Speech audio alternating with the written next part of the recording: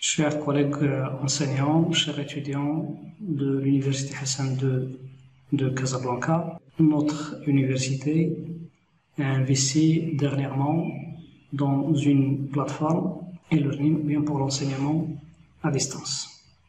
Alors pour accéder à cette plateforme, il suffit d'aller sur le lien suivant e-learning.unib.hdc.ma ou à partir de votre espace numérique de travail. Donc une fois qu'on se connecte, donc la première étape c'est il faut s'authentifier. Je vais introduire mes coordonnées. Donc ce sont les mêmes, bien sûr le même compte que vous utilisez pour accéder à l'espace numérique de travail, c'est-à-dire le prénom pour le nom et puis le mot de passe pour les enseignants. Les étudiants aussi, c'est le même compte que vous aviez l'habitude d'utiliser au niveau de l'espace, pour accéder à l'espace numérique de travail. Donc on se connecte. Du moment que je suis enseignant à l'École normale supérieure de l'enseignement technique de Mohammedia, l'ENSET, donc automatiquement je suis dirigé vers mon établissement. Donc ici, lorsque je vais cliquer sur mon établissement, je vais trouver les différentes filières.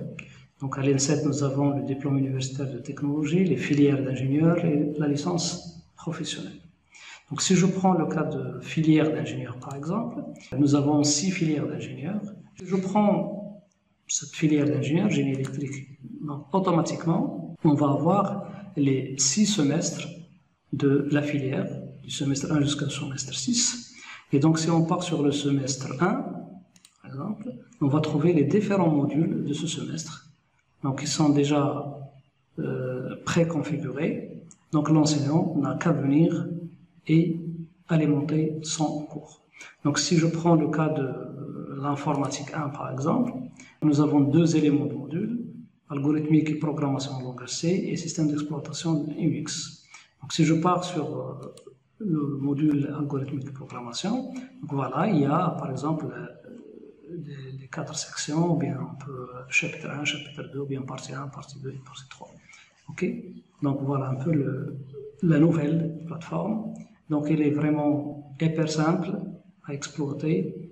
Il suffit de s'authentifier en tant qu'enseignant et puis d'aller directement sur les cours qui vous sont affectés, ou bien il suffit de s'authentifier en tant qu'étudiant et d'aller sur le module ou bien l'élément de module qui vous concerne.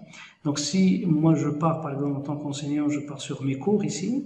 Donc là je donne des cours au niveau pour la télécommunication, les techniques de base pour les réseaux informatiques, etc. Donc si je clique sur réseau informatique par exemple, ici, donc voilà, donc je vais activer le mode édition. Alors je peux déposer donc les ressources que je veux. Par exemple, ici, je vais mettre chapitre 1. Et sur ce chapitre, je vais ajouter un support de cours. Par exemple, je vais ajouter un fichier. Voilà, je vais choisir fichier comme ressource. Et là, donc, par exemple, c'est le support de cours. Le cours, chapitre 1. Voilà. Donc, je vais ajouter par exemple un fichier. Donc, soit que j'ai, parce que sur Moodle, vous avez un espace qu'on appelle l'espace des fichiers personnels. Donc, c'est un espace dans lequel vous allez créer vos répertoires et puis vous allez mettre vos ressources dedans. Et après, vous allez les prendre pour alimenter les cours, que ce soit au niveau de cette filière ou bien de toutes les filières là où vous intervenez. Donc, sinon, je vais chercher mon fichier sur ma machine et je vais le déposer ici. D'accord? Et après, je vais revenir sur mon cours. Alors, une autre chose aussi, ça c'est les cours en live ou bien les visioconférences.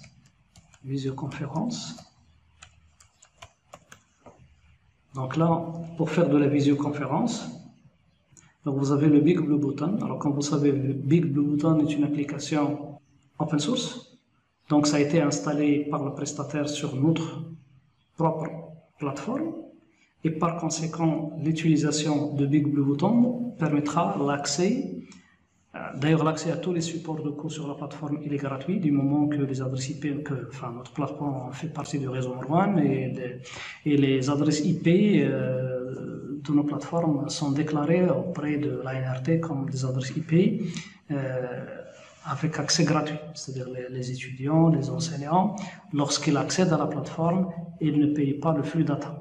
Et donc, si je reviens sur la visioconférence, donc nous avons soit à utiliser Big Blue Button, qui est une application gratuite que nous avons installée sur le serveur, et par conséquent, donc les étudiants ou les enseignants bénéficient complètement de la gratuité d'accès, ou bien vous avez, sauf que Big Blue Button, c'est un outil qui est formidable pour les lives, mais le nombre d'utilisateurs, par exemple, si vous avez un nombre important d'utilisateurs actifs, parce que là il y a les utilisateurs en mode écoute, et là ça ne consomme pas trop, mais les utilisateurs ou bien les participants en mode actif, donc ça demande le flux data, le flux audio, le flux vidéo, et donc ça consomme beaucoup au niveau de la bande passante.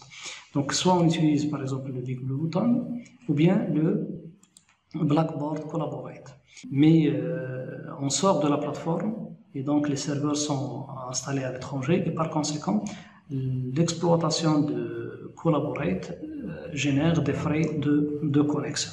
Bien sûr pour ceux surtout les étudiants qui se déplacent, qui utilisent parfois leur smartphone ou bien leur tablette pour accéder et ils rechargent leur carte ou bien leur téléphone pour accéder, donc ils sont taxés à ce niveau-là.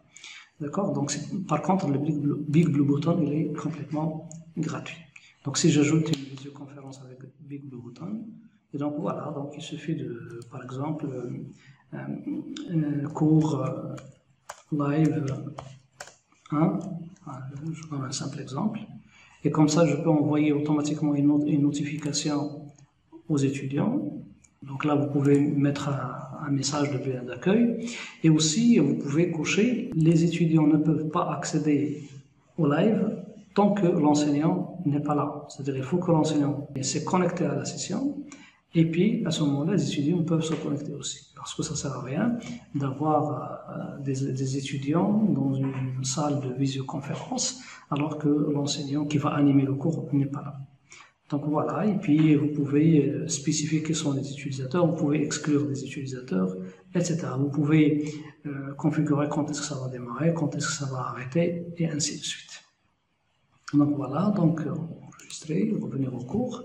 Et comme ça, donc si je pars maintenant, si je quitte le mode édition, donc maintenant les étudiants peuvent accéder, et puis ils ont le droit de télécharger le support de cours, et aussi ils peuvent joindre une session de visioconférence en utilisant Big Blue Button, donc ici le cours Live 1 par exemple, et voilà, donc il suffit d'entrer dans la session.